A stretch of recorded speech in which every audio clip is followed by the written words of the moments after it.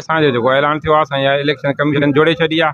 असांखे उमेदु आहे त इहा असांजी इलेक्शन कमीशन जेका आहे उहा साफ़ शिफ़ाफ़ नमूने सां इलेक्शन कराईंदी। इन्हनि खे 6 महीननि में आइन मुताबिक़ सॼो पिरासत पूरो करिणो आहे। इंशाअल्लाह ताला इहो 6 महीननि में पिरासत पूरो कंदे जेका बि इलेक्शन ज़रिए जमहूरी अमल ज़रिए क़यादत चूंडिजी आहे चार्ज हुनजे हवाले कंदी।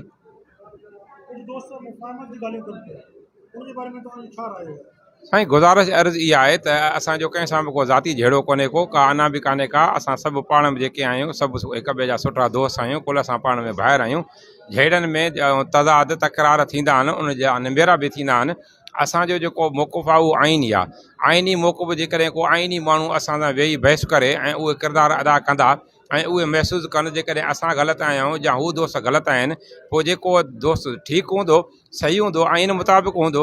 जेकॾहिं को दोस्त किरदारु अदा कंदो त असां हाजी शफ़ी मोहम्मद सठियो साहिबु ऐं असां जेको आहे उन दोस्त सां कोऑपरेशन कंदासीं। असां अहिड़ा माण्हू न आहियूं त को किरदारु अदा करे असां उन्हनि दोस्तनि खे चवंदा असां ॻाल्हाइण जे लाइ तयारु न आहियूं। असांजी इलेक्शन कमीशन जो अॻूणो चेयरमैन थी चुको आहे साईं मोहम्मद छुटल मल्हाह। मुंहिंजे तरफ़ां राय हूंदी साईं मोहम्मद छुटल मल्हाह इन सॼी जेको आहे इलेक्शन पिरासत खे आइन खे ॼाणे थो ऐं असांजी पेटियल सिंध जो अॻूणो सदर रही चुको आहे साईं मोहम्मद रफ़ीक जरवार साहिबु।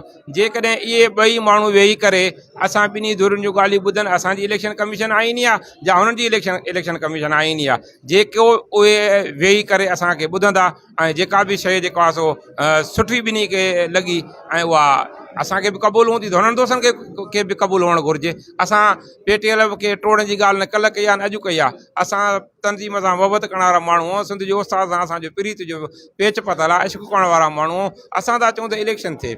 इलेक्शन खां उहो दोस्त अलाए छो ईअं लवाइनि पिया। ऐं इलेक्शन कमीशन जेका चूंडणी वर्किंग कमेटी खे चूंडणी हुई।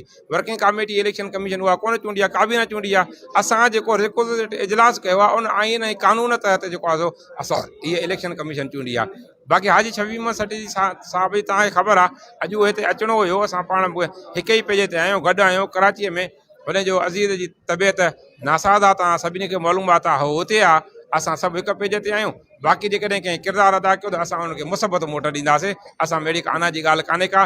बाक़ी मां इहो ज़रूरु चवां थो त असांजी इलेक्शन कमीशन जेका आहे उहा आइनी आहे ऐं असांजी इलेक्शन कमीशन आइन आहे। आइन मुताबिक़ असां इलेक्शन कमीशन चूंडी आहे ऐं उन इलेक्शन कमीशन मां उमेदु थो ज़ाहिर कयां थो सही नमूने सां साफ़ शिफ़ाफ़ सिंध में इलेक्शन कराईंदी।